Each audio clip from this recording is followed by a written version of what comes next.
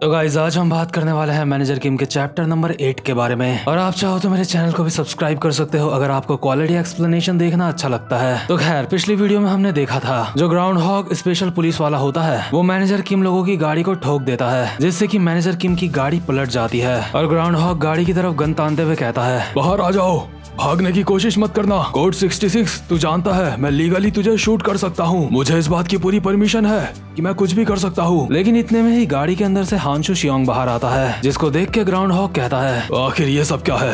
हे, तुम यहाँ पे क्या कर रहे हो? आखिर कोड 66 कहाँ है? इसके बाद हमें थोड़ी सी देर पहले का सीन दिखाया जाता है जब गाड़ी के अंदर हांशु शियोंग ने मैनेजर किम को कहा था, चाहे जो भी हो वो एक पब्लिक सर्वेंट है, अगर सच में तुमने उस बंदे को जान से मार दिया तो इससे काफी ज्यादा मुसीबत हो सकती है। मैं बाहर जाके उसका ध्यान भटकाता हूँ, तब तक तुम यहाँ से निकल लो। और प्लान के मुताबिक हांशु शियोंग ग्राउंड हॉग के आगे आ जाता है और अभी ग्राउंड हॉग कहता है, साले हरामजादे, कोड 66 कहाँ है? इतने में ही जो हांशु शियोंग के पीछे गाड़ी होती है उनकी वो फूट जाती है, ब्लास्ट हो जाती है, जिसे देख के ग्राउंड हॉग बहुत ही ज्यादा हैरान हो जाता है। लेकिन उसको ये बात नहीं पता होती कि ये ब्लास्ट जानबूझ के करा गया है ताकि मैनेजर किम यहाँ से भाग सके। जैसे ये ब्लास्ट होता है मैनेजर किम गोली की रफ्तार से यहाँ से निकल लेते हैं और पुल से नीचे कूदते हुए अपने मन में कहते हैं, मुझे जल्दी से वहाँ पे पहुँचना होगा। वहीं जो ग्राउंड हॉग होता है अभी हांशु शियोंग को बोल रहा होता है, तू साले कीड़े, आखिर तू क्या करने की प्लानिंग कर रहा है? अगर तुझे ऐसा लगता है कि मैं तुझे शूट नहीं करूंगा क्योंकि तू एक सिविलियन है तो तू बिल्कुल गलत है। लेकिन इतने में ही हांशु शियोंग इस बंदे के पास आता है और कहता है, लेकिन मैं सिर्फ एक सिविलियन नहीं हूँ। और ये सुनते ही जो ग्राउंड हॉग होता है हांशु शियोंग के ऊपर फायर कर देता है, लेकिन हांशु इस बंदे का हाथ पकड़ के गन की नोक को ऊपर कर देता है और ग्राउंड हॉग की छाती में लात मार के उसको दूर फेंक देता है, जिस वजह से ग्राउंड हॉग की गन भी जमीन में गिर जाती है। इसके बाद हांशु शियोंग कहते हैं, तूने तो सच में गोली चला दी। ग्राउंड हॉग कहता है,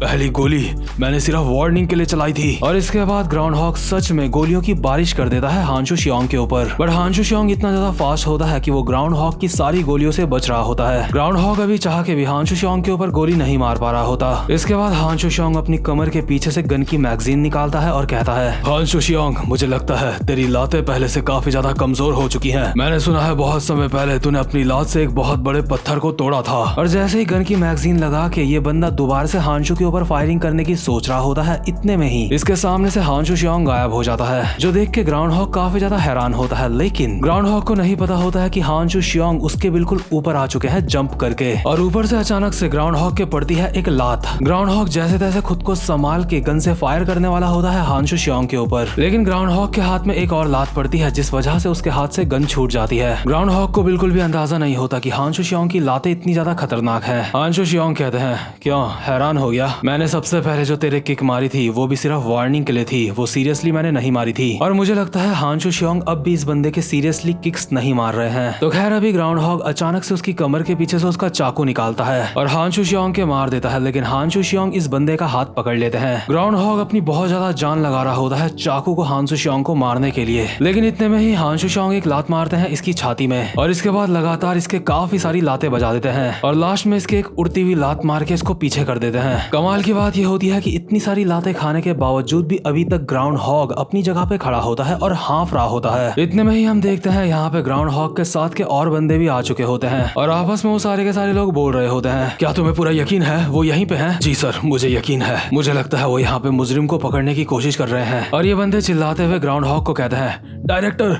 हम आ चुके हैं।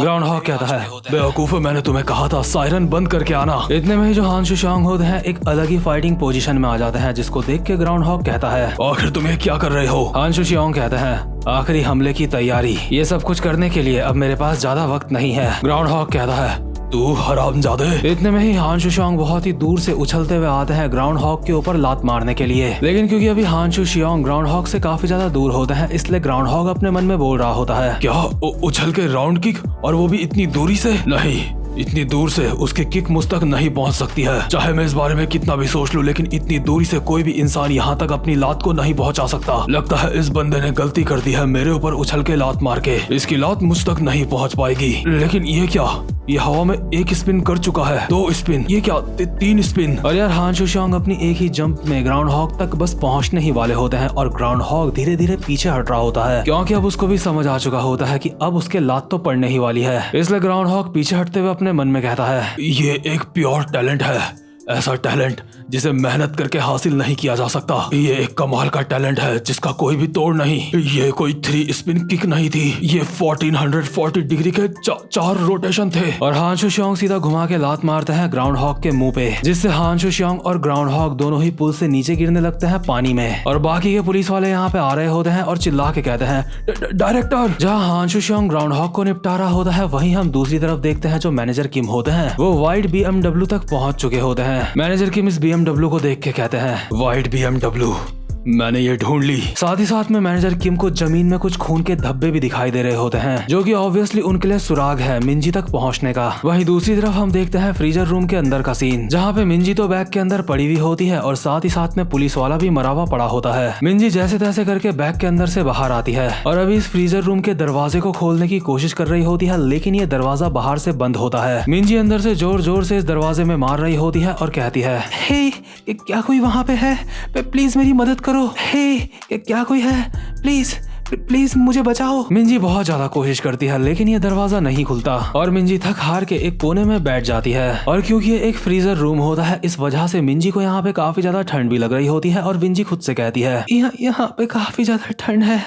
डैड आप कहाँ हो? मुझे बचा लो। और मैनेजर की अभी सच में मिंजी के काफी ज्यादा पास होते हैं, क्योंकि वो इस जगह तक पहुंच चुके होते हैं। बस फ्रीजर रूम तक उनका आना बाकी होता है, लेकिन इतने में ही ये जो फ्रीजर रूम होता है इसके बाहर कोई आदमी आता है और इस रूम को बाहर से खोल देता है। और ऑब्वियसली मिंजी को ऐसा लग रहा होता है ये जो भी इंसान यहाँ पे आया है वो उसके फादर हैं। यहाँ पे जो कोई भी आया होता है हमें उसकी पहले शक्ल नहीं दिखाई जाती, बट इस चैप्टर के लास्ट में हमें दिखाई जाती है मैनेजर किम की शक्ल। अब वो इस फ्रीजर रूम के अंदर आए हैं या फिर नहीं, ये चीज अगली वीडियो में हमें पता चलेगी। बट अब हमें यहाँ से काफी ज्यादा खतरनाक एक्शन देखने को मिल सकता है, क्योंकि फाइनली मैनेजर किम अपनी बेटी के काफी ज्यादा पास है। तो गाइज ये वाला चैप्टर यहीं पे खत्म होता है। उम्मीद करता हूँ कि आपको आज की वीडियो भी अच्छी लगी हो, और साथ ही साथ में मैं आपसे जानना चाहता हूँ कि लुकिसम को लेके आपको किस टॉपिक के ऊपर वीडियो चाहिए, या फिर इस चीज के ऊपर वीडियो बनाऊं कि डैनियल और क्रिस्टल के अलावा और किसके पास 2 बॉडीज हो सकती है और क्यों। तो देखो लुकिसम में काफी सारे सीक्रेट्स हैं और आप उनमें से किस सीक्रेट के ऊपर वीडियो चाहते हो वो मुझे कमेंट बॉक्स में लिख के बताना। जितना पॉसिबल हो पाएगा उस टॉपिक के बारे में मैं आपको ठीक से बताने की कोशिश करूंगा। और साथ ही साथ में जितने भी लोग इस वीडियो को देख रहे हैं उन्हें कहना चाहता हूँ कि मैनेजर किम में भी आप मेरे साथ बने रहना, क्योंकि ये मानवा काफी ज्यादा खतरनाक है। तो गाइस अब मैं मिलता हूँ आपसे अपनी नेक्स्ट वीडियो में, तब तक के लिए गुड बाय।